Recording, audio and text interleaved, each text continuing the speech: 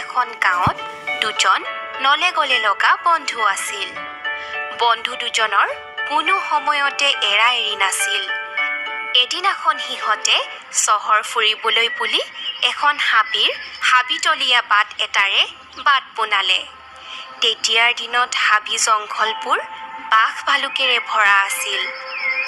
কিছু দূৰ যোৱাৰ পিছত সিহঁতে ভয়ংকৰ জীৱ জন্তুবোৰৰ মাত শুনিবলৈ পালে। সিহঁত ভয়তে পেঁপুৱা লাগিল। তেতিয়া প্ৰথম বন্ধুজনে দ্বিতীয় বন্ধুজনক ক'লে, বন্ধু, এৰা এৰি নহবা। আমি দুজন লগ হৈ থাকিলে বিপদ হ'ব নোৱাৰে, কাৰণ একতাই পৰম বল। দ্বিতীয় বন্ধুজনে প্ৰথম বন্ধুজনৰ কথাত হয় ভৰ দিলে। কিছু দূৰ যোৱাৰ পিছত সিহঁতে এটা প্ৰকাণ্ড ভালুক সিহঁতৰ ৰাস্তাৰে আহি থকা দেখিবলৈ পালে।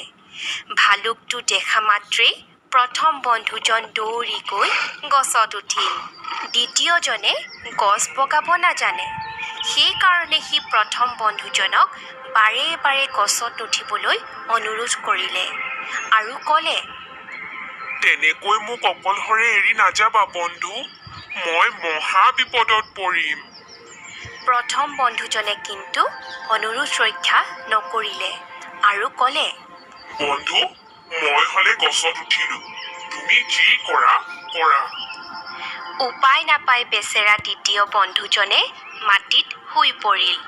সি ভাবিলে, ভালুকে মৰা বস্তু নেখায়, গতিকে মোকো মৰা বুলি ভাবি এৰি থৈ যাব।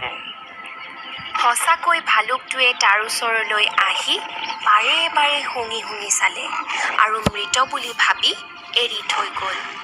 ভালুকটো যোৱাৰ পিছত প্ৰথম বন্ধুজন গছৰ পৰা নামি আহিল আৰু দ্বিতীয় বন্ধুজনক সুধিলে, বন্ধু, তোমাক ভালুকটোৱে কাণে কাণে কিনো ক'লে?